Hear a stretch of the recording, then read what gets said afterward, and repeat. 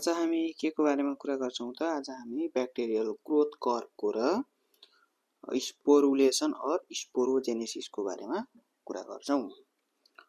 अब हेर त यो ब्याक्टेरियल ग्रोथ कर्व भनेको के हो त? हामीले के हुन्छ त एउटा लिक्विड कल्चर मिडियामा ब्याक्टेरियालाई के गरिन्छ इनोकुलेसन गरिन्छ। के गरिन्छ? इनोकुलेसन गरिन्छ। इनोकुलेसन गरेपछि यसलाई हामीले के गरिन्छ त इन्कुबेसन गरिन्छ। इन्कुबेसन गरेपछि के हुन्छ त यो ब्याक्टेरिया ग्रोथ हुन्छ।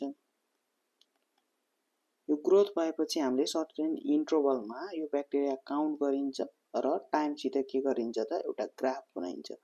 नम्बर अफ सेल्स भर्सेस टाइमसँग एउटा ग्राफ बनाइन्छ। त्यो ग्राफ बनाएपछि एउटा कर्व अब्टेन गरिन्छ। त्यो कर्वलाई चाहिँ हामीले के भनिन्छ त त्यो कर्वलाई हामीले ब्याक्टेरियल ग्रोथ कर्व भनिन्छ। ठीक छ, यो कर्वको तीनटा फेज हुन्छन्, lag phase, log phase, stationary phase, decline phase भनेर। ठीक छ, कतिवटा स्टेप हुन्छन्? चारवटा फेज हुन्छ। हेर त ब्याक्टेरियल ग्रोथ कर्व भनेको के रे? When a bacteria is inoculate into a suitable liquid culture medium and we incubate that medium, it follows a definite course, and when bacteria count of such culture is determined at different interval and plotted in relation to time, a bacterial growth curve is obtained. अब curve has the following phases. अब के phase छन् त? Lag phase. हेर त lag भनेको PUBG खेल्दा फेरि ल्याग भयो नि। ल्याग भनेको रोकेको पछाडिको पबजी खेल्दा ल्याग भयो। अब ल्याग फेजमा के हुन्छ त यो के हुन्छ? यो इनोकुलेसन गरिसकेको र मल्टिप्लिकेसन हुन भन्दा अगाडिको टाइमलाई चाहिँ हामीले के भनिन्छ त ल्याग फेज। ल्याग भनेको के रे? पछाडी। ल्याग भनेको पछाडी, पबजी खेल्दा रोकिने। ल्याग भनेको पछाडी भन्नु सक्नु। यो ल्याग पिरियड भनेको के हो त? इनोकुलेसन गरिसकेको र मल्टिप्लिकेसन हुन भन्दा अगाडिको टाइमलाई चाहिँ हामीले के भनिन्छ त ल्याग फेज भनिन्छ। यो ल्याग फेजमा के हुन्छ त ब्याक्टेरियाले आफ्नो साइज बढाउँछ। के गरेर बढाउँछ त? यसले इन्जाइम्सहरु, मेटाबोलाइट्सहरु एकुमुलेट गर्छ। डिभिजनको लागि चाहिने इन्जाइम मेटाबोलाइटहरु के गर्छ? यसले एकुमुलेट गर्छ। एकुमुलेट गरेपछि यसको साइज के हुने भयो त इन्क्रिज हुने भयो। अनि यो इन हुँदा फेरि यसले म्याक्सिमम साइज रिच गरेको हुन्छ र डिभिजनको लागि यसले आफ्नो साइज बढाएको हुन्छ, इन्जाइम एकुमुलेसन गरेको हुन्छ, मेटाबोलाइटहरु एकुमुलेसन गरेको हुन्छ। तर यो डिभिजन हुँदैन, डिभाइड हुँदैन। यस्तो फेजलाई हामीले के भनिन्छ त ल्याग फेज। अब लग फेजमा हेर त लग फेजमा के हुन्छ? Bacteria divide exponentially. अब ब्याक्टेरिया कसरी डिभाइड हुन्छ? एक्सपोनेन्शियली। कसरी? बाइनेरी फिजनबाट डिभाइड हुन्छ। ठीक छ, ल एक्सपोनेन्शियली डिभाइड कस भनेको के हो त? एउटाबाट दुईटा बन्ने, फेरि दुईटाबाट चारवटा बन्ने, चारबाट 8 बन्ने, 8बाट 16 बन्ने। यस्तो डिभिजनलाई हामीले के भनिन्छ त एक्सपोनेन्शियल डिभिजन भनिन्छ। Exponential division. ठीक छ, अनि curve take a shape of straight line. अब कर्व के हुन्छ? ब्याक्टेरिया यस्तो थियो, डिभिज भएन, अब इन्क्रिज हुन्छ, multiply, curve take straight line. यो स्टेजमा के हुन्छ त ब्याक्टेरिया अब डिभाइड भइसक्यो। डिभाइड भइसकेपछि यो इन्जाइम मेटाबोलाइट युज भयो। यो भएपछि स्मल इन साइज।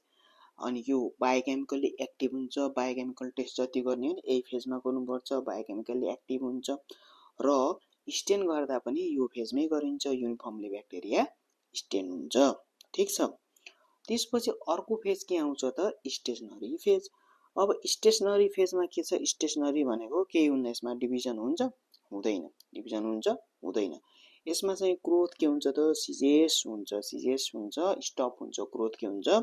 स्टप हुन्छ स्टेशनरी फेजमा।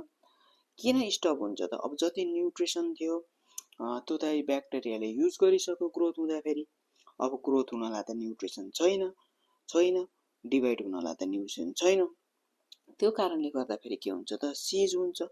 र यहाँ हामीले के भयो त लग फेजमा डिभिजन भइसक्यो। डिभिजन भइसकेपछि के हुन्छ? टक्सिसहरु प्रोड्युस हुन्छ, अटोलाइटिक इन्जाइमहरु प्रोड्युस हुन्छ। त्यो कारणले पनि यो के हुन्छ त अब यो स्टेशनरी फेजमा डिभिजन हुँदैन। अब यसमा के हुन्छ त लाइफ सेलहरू चाहिँ जति थियो त्यति स्टेसनरी हुन्छ, तर के हुन्छ त टोटल काउन्ट चाहिँ बढेको हुन्छ। टोटल काउन्ट बढेको हुन्छ, भाइबल काउन्ट चाहिँ के हुन्छ त लाइफ सेलहरू के हुन्छ त स्टेसनरी हुन्छ। अब यो के हुन्छ dying cell and newly form cell चाहिँ इक्वल भइदिन्छ यो स्टेसनरी फेजमा, डाइङ सेल र न्युली फर्म सेल चाहिँ इक्वल भइदिन्छ। अब यो फेजका विशेषताहरू के हुन्छ त हेर त, यो फेजमा ब्याक्टेरियम बिकम ग्राम भेरिएबल। अब यहाँ हेर त युनिफर्म स्टेन थियो लग फेजमा, तर यहाँ स्टेसनरी फेजमा ग्राम भेरिएबल हुन्छ। स्टोरेज ग्रानुलहरू फर्म हुन्छन् यसमा। स्पोरुलेसन अकर कहाँ हुन्छ स्टेसनरी फेजमा, S for stationary S for sporulation. र एक्सोटोक्सिनहरू प्रोड्युस गर्छ, एन्टिबायोटिकहरू ब्याक्टेरियाले प्रोड्युस गर्छ। यो एक्सोटोक्सिन भनेको के हो त हेर, एक्जिट भनेर सम्झिनु। एक्सोटोक्सिन भनेको अरू ठाउँमा गएर एक्ट गर्ने टक्सिनलाई एक्सोटोक्सिन भनिन्छ, जस्तै tetanus toxin, diphtheria toxin, cholera toxin के हुन्छ एक्सोटोक्सिन। अर्को के हुन्छ इन्डोटक्सिन। यो इन्डोटक्सिन केमा हुन्छ, इन्डोटक्सिन ग्राम नेगेटिभ ब्याक्टेरियामा के हो त लिपोपोलिसेक्राइड इन्डोटक्सिन हो। एक्सोटक्सिन प्रोड्युस गर्ने ग्राम पोजिटिभ ब्याक्टेरिया प्रोटिन हो। सरी, एक्सोटक्सिन ग्राम पोजिटिभले इन्डोटक्सिन ग्राम नेगेटिभले प्रोड्युस गर्छन् भनेर पनि बुझ्नु पर्यो। स्टेसनरी फेजमा के हुन्छ ग्रोथ सिज हुन्छ, किनकि न्युट्रिसनको डेफिसिएन्ट हुन्छ, एक्जस्टन हुन्छ, रिड्युसन हुन्छ। अनि टक्सिनहरू र मेटाबोलाइटहरू के हुन्छ त एकुमुलेसन, टक्सिनहरूको एकुमुलेसन हुन्छ। अनि भाइबल काउन्ट चाहिँ स्टेसनरी हुन्छ। डाइङ सेल र न्युली फर्म सेल चाहिँ इक्वल हुन्छ र टोटल काउन्ट चाहिँ इन्क्रिज हुन्छ। यो हामीले स्टेसनरी फेजमा हुने रहेछ।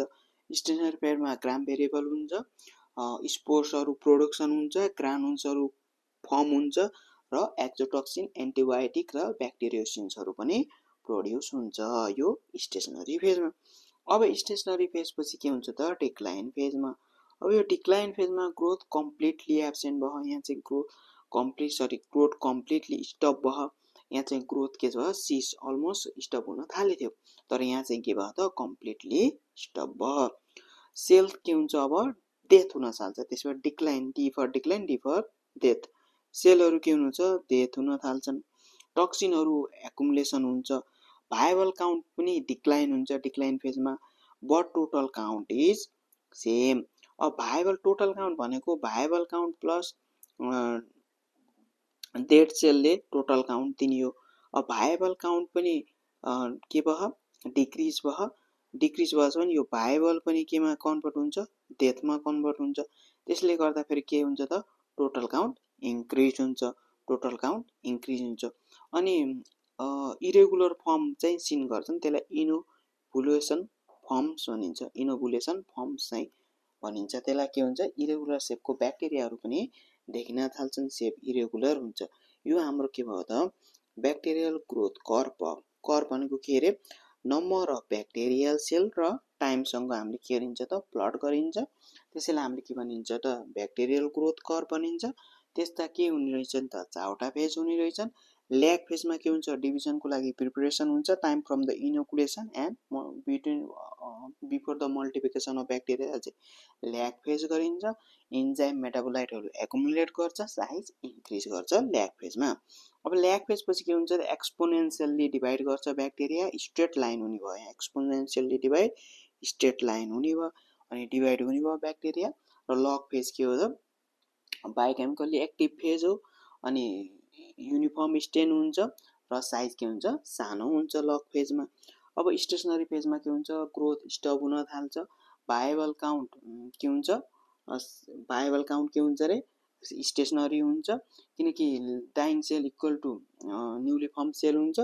टोटल काउन्ट चाहिँ के हुन्छ त राइजिङ हुन्छ। अनि यसमा स्टेसनरी फेजमा अरू के हुन्छ त ब्याक्टेरियाले ग्राम भेरिएबल हुन्छ, ब्याक्टेरियाले स्पोर प्रोड्युस गर्छ, ब्याक्टेरियाले ग्रानुल प्रोड्युस गर्छ एक्सोटोक्सिन, अनि फेरि एन्टिबायोटिक र ब्याक्टेरियोसिन्सहरू पनि स्टेसनरी फेजमा प्रोड्युस गर्छ। स्टेसनरी फेज हेर त स्टेसनरी फेज ठिक छ नि, स्टेसनरी फेज टोटल काउन्ट के छ त इन्क्रिज भयो, भाइबल काउन्ट स्टेबल छ। अब डेथ अर डिक्लाइन फेजमा के हुन्छ त अब त भायबल काउन्ट डिक्रिज हुन्छ, भायबल काउन्ट डिक्रिज हुन्छ तर टोटल काउन्ट चाहिँ यसमा के हुन्छ इन्क्रिज हुन्छ, viable count decrease total count increase. भनेपछि डिक्लाइन फेजमा के हुन्छ लाइभ ब्याक्टेरिया चाहिँ डेथमा कन्भर्ट हुन्छन् के मोर्चन ब्याक्टेरियाहरू, किनकि न्युट्रिसन युटिलाइजेसन भइसके डेफिसिएन्ट हुन्छ, खान पाउन्नन्, त्यही भएर के हुन्छ त भायबल ब्याक्टेरिया पनि डेथमा कन्भर्ट हुन्छ। डेथमा कन्भर्ट भएपछि त टोटल काउन्ट त इन्क्रिजै हुने भयो नि त होइन हो, टोटल काउन्ट इन्क्रिज हुने भयो। टोटल काउन्ट भनेकै डेथ ब्याक्टेरिया हो प्लस भायबल ब्याक्टेरिया हो, ठिक छ, टोटल काउन्ट इन्क्रिज हुने भयो। अब यो हाम्रो चारवटा फेज भयो। स्पोरुलेसन कुन फेजमा हुन्छ भने स्टेसनरी फेजमा भन्नु पर्यो, ठिक छ, सिम्पल छ, बुझिन्छ यो। अब हामी स्पोरुलेसनको बारेमा पढ्छौँ है त। अब स्पोरुलेसन भनेको के हो त process of formation of spore हो। स्पोरुलेसन भनेको process of formation of spore हो। स्पोर्स अफ ब्याक्टेरिया के हुन्छ त highly resistant stage of bacteria. Spores भनेको रेसिस्टेन्ट स्टेज और डर्मेन्ट स्टेज अफ ब्याक्टेरिया हो, form under the deficiency of nutrition और अनफेभरेबल कन्डिसनमा हो। Spore within the parent arc और इन्डोस्पोर्स, प्यारेन्टसँग एट्याच भएको स्पोरलाई के भन्ने एन्डोस्पोर्स र अरू पार्टलाई के भन्ने त स्पोरेन्जियम। अब स्पोर्सको पनि के छ त लेयर छ हेर है, स्पोर्सको के छ लेयर छ, पहिला हेर त भित्रदेखि बाहिर जाँदाखेरि स्पोरको स्ट्रक्चर के हुन्छ त भित्र कोर हुन्छ, कोरमा के हुन्छ त डिएनए मेटेरियल हुन्छ र यो कोरलाई के हुन्छ त कर्टेक्सबाट सेपरेट गरेको हुन्छ, एउटा इनर लेयरले मेम्ब्रेनले र अर्को जर्म सेल वालले। के रे कोर हुन्छ, कोरमा के हुन्छ डिएनए हुन्छ, कोरमा के हुन्छ डिएनए हुन्छ। अहिले फिगरमा एक्सप्लेन गर्छु, कोरमा के हुन्छ डिएनए, यो कोरलाई सेपरेट गरेको हुन्छ एउटा केले इनर मेम्ब्रेन र अर्को केले सेपरेट गरेको हुन्छ त जर्म सेल वालले फ्रम द कर्टेक्स। कोर पछि के हुन्छ कर्टेक्स, कोर पछि के हुन्छ त कर्टेक्स हुन्छ अनि कोट हुन्छ। यो कर्टेक्स र कोटमा फेरि अर्को मेम्ब्रेन हुन्छ, त्यसले सेपरेट गरेको हुन्छ, त्यसलाई के भनिन्छ आउटर मेम्ब्रेन। कर्टेक्स र कोट सेपरेट गर्ने मेम्ब्रेन आउटर मेम्ब्रेन। अनि बाहिर फेरि बाहिर के हुन्छ त कोटको बाहिर के हुन्छ आउटर मोस्ट लेयर, त्यसलाई के हुन्छ एक्जोस्पोरियम। ल यहाँ हेर त फिगरमा यो कोर भयो, कोरमा के हुन्छ रे डिएनए हुन्छ, कोरमा के हुन्छ डिएनए हुन्छ। अब यो कोरलाई यसरी कभर गरेको हुन्छ अर्को लेयर, त्यो के हो इनर मेम्ब्रेन हो, इनर मेम्ब्रेन। फेरि इनर मेम्ब्रेन पछि के हुन्छ त जर्म सेल वाल, यो के भयो जर्म सेल वाल। अब जर्म सेल वाल पछि के हुन्छ त यो कर्टेक्स हुन्छ, ठिक छ, कर्टेक्स हुन्छ। कर्टेक्स पछि के हुन्छ त आउटर मेम्ब्रेन हुन्छ, यो के भयो आउटर मेम्ब्रेन भयो। आउटर मेम्ब्रेन पछि के हुन्छ त कोट हुन्छ, यो के भयो कोट भयो। कोटको बाहिर के हुन्छ त एक्जोस्पोरियम, के हुन्छ एक्जोस्पोरियम। यो के हो त स्पोर्स हो, यो के हो त स्पोर हो, ठिक छ, यो स्पोरको स्ट्रक्चर। अब हेर त स्पोरको पनि सेप हुन्छ हेर। अब यदि ब्याक्टेरियाको सेल वालबाट बाहिरतिर यस्तो बल्ज भयो भने यसलाई बल्जिङ टाइप भनिन्छ हैन, ठिक छ, बाहिरतिर यस्तो निस्के छैन त्यसलाई भनिन्छ नन बल्जिङ, नन बल्जिङ र बल्जिङ। अब सेप पनि हुन्छ, टर्मिनल छ कि सेन्टरमा छ कि कता छ, सब टर्मिनल छ कि टर्मिनल छ कि भनेर पनि पोजिसन पनि हुन्छ। अब सेप कस्तो छ स्पेरिकल सेप छ कि ओभल छ कि त्यस्तो पनि हुन्छ र यसरी भनिन्छ हेर त। अब यो के छ spherical centre non bulging type spore भयो, यो के छ oval centre non bulging type भयो, यो के छ ओभल टर्मिनल भन्दा अलिकति अगाडि छ नि सब terminal non bulging type spore भयो। अर्को के भयो त ओभल, यो उठे हैन ओभल, अलि टर्मिनल भन्दा अलिकति अगाडि सब टर्मिनल उठे, त्यही भएर बल्जिङ टाइप भयो। अर्को के छ त ओभल टर्मिनल सरी स्पेरिकल टर्मिनलमै छ नि त, त्यसबाट स्पेरिकल टर्मिनल र उठे बल्जिङ टाइप भयो। अर्को के छ त ओभल टर्मिनल अनि के भयो त बल्जिङ टाइप भयो। यस्तो टाइपको स्पोर्स हुन्छ पोजिसनको सेपको र बल्जिङ र नट बल्जिङ भनेर। अब स्पोरुलेसन अर स्पोरोजेन्स कुन स्टेजमा हुने रे यो, कुन स्टेजमा स्टेसनरी स्टेज अर फेजमा हुने। अब स्पोरुलेसन अर स्पोरोजेनेसिस भनेको के त It is the process of formation of spores from the vegetative stage of bacteria. It is not matter of reproduction because bacteria is not dividing. यसमा स्पोरुलेसन हुँदा ब्याक्टेरिया डिभाइड हुन एउटा ब्याक्टेरियाबाट अर्को बन्ने हो र हैन नि त स्पोरुलेसन भनेको त स्पोर बन्ने हो त्यसैले it is not a method of reproduction जब ग्रोथ स्टप हुन्छ due to lack of nutrition तब के हुन्छ त स्पोरुलेसन स्टार्ट हुन्छ यो स्पोरुलेसन हुन कति टाइम लाग्छ त 10 घण्टा अबाउट 10 आवर लाग्छ ठीक छ अबाउट 10 आवर अब हेर त यसका पनि के छन् त स्टेज छन् 10 आवर लाग्छ यसका कतिवटा स्टेज छन् त 7 वटा स्टेजहरु छन् अब स्टेज 1 मा के हुन्छ त bacterial cell division occur and axial filament of nuclear material is form bacteria divide हुन्छ त्यसको न्युक्लियर मेटेरियलको डिभिजन हुन्छ अनि axial filament of nuclear material form हुन्छ यो स्टेज 1 यसलाई के भन्छ एक्सियल फिलामेन्ट फर्मेसन फिगरमा पनि भन्छु स्टेप 2 मा के हुन्छ त अब त्यो मेम्ब्रेन छ नि त्यो भित्रतिर फोल्ड हुन्छ त्यसले गर्दा त्यो डिभाइड भएको न्युक्लियर मेटेरियल छ नि त्यो न्युक्लियर मेटेरियललाई के गर्छ त इन्क्लोज गर्छ इन्क्लोज गरेपछि एउटा इमेच्योर स्पोर बनाउन थाल्छ र त्यो स्पोर बनाउन थाल्छ र त्यो न्युक्लियर मेटेरियललाई इन्भल्भ भएर डिभाइड गरेको हुन्छ त्यो सेप्टमलाई फोर स्पोर सेप्टम भन्ने ठीक छ अनि यो के हुन्छ त सेप्टम फर्मेसन स्टेप 2 मा स्टेप 3 मा के हुन्छ त अब एउटा मेम्ब्रेन अलि धेरै ग्रोथ हुन्छ र अर्को मेम्ब्रेन जुन डिभाइड भयो नि त सेप्टम फर्मेसन त्यसलाई के गर्छ त इन्गल्फ गर्न थाल्छ र इन्गल्फ गरेपछि फोर स्पोर बनाउँछ त्यसलाई फोर स्पोर भनेको इमेच्योर स्पोर बनाउँछ त्यो के हो स्टेप 3 मा स्टेप 4 मा के हुन्छ त अब त्यो वाल छ नि त जसले इन्गल्फ गरे र अर्को मेम्ब्रेनको वाल छ त्यो वालको बिचमा के हुन्छ त क्याल्सियम र डिपिकोलिनिक एसिड जम्मा हुन थाल्छ र कर्टेक्स बन्न थाल्छ अब 5th स्टेजमा के हुन्छ त कोट र एक्जोस्पोरियम बन्छ कोट र एक्जोस्पोरियम बन्छ 6th स्टेजमा के हुन्छ त म्याचुरेसन हुन्छ acquire the properties of heat resistant यो स्पोर्स के हुन्छ हिट रेसिस्टेन्ट हुन्छ यो प्रपर्टी एक्वायर गर्छ र म्याचुरेसन हुन्छ 7th स्टेपमा के हुन्छ त लाइटिक इन्जाइमले सेल वाललाई लाइस गर्छ र रिलिज हुन्छ अब फिगरमा हेर त यो के भयो भेजिटेटिभ